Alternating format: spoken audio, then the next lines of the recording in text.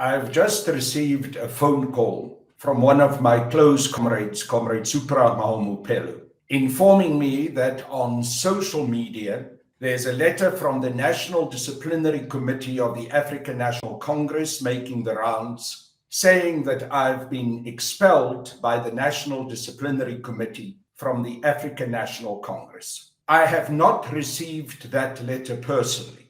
This letter was simply sent out into the public domain by that kangaroo call that called themselves the National Disciplinary Committee.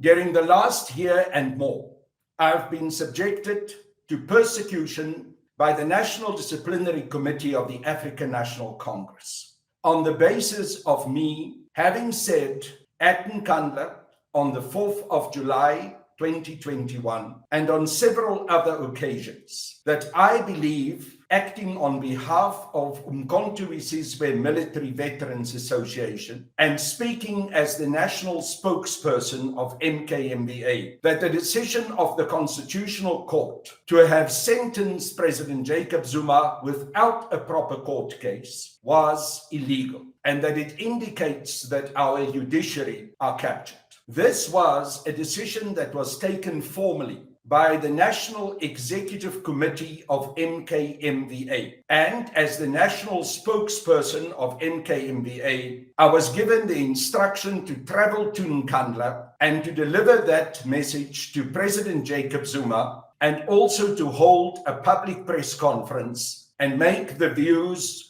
of MKMVA known. I carried out my duties diligently and did exactly that. Under the circumstances, I will obviously have no other option but to immediately appeal this ridiculous, vindictive sentence. This is not the ANC I know. This is not the African National Congress that I joined at the age of 19 years in Botswana, for which I dedicated my whole life, sacrificed my youth, have seen my own family rejecting me, for which I served a 10-year sentence in the Pretoria Maximum Security Prison, having been sentenced for high treason. And before I was sentenced, for which I was arrested, detained in solitary confinement for a long time, and tortured to the point where I've lost most of my hearing. I've always been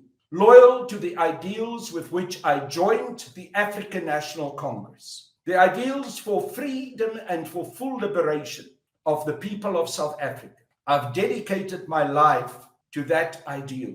I've sacrificed much. I have never betrayed the African National Congress, nor have I ever, even under the worst possible conditions, betrayed any of my comrades. When I was tortured in John Foster Square, when I was threatened that I will be killed, when blood was running from my nose and my ears, and I was stumbling around while security police were bashing me around, I never betrayed anyone. And yet today, I've been to be treated in the most unacceptable, disregarding fashion.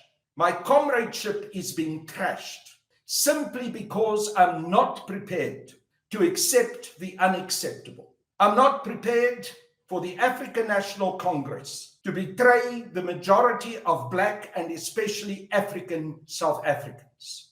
I'm not prepared to accept a president who is evidently an agent of white monopoly capitalism. I'm not prepared to accept my country going to ruin and my beloved liberation movement being destroyed.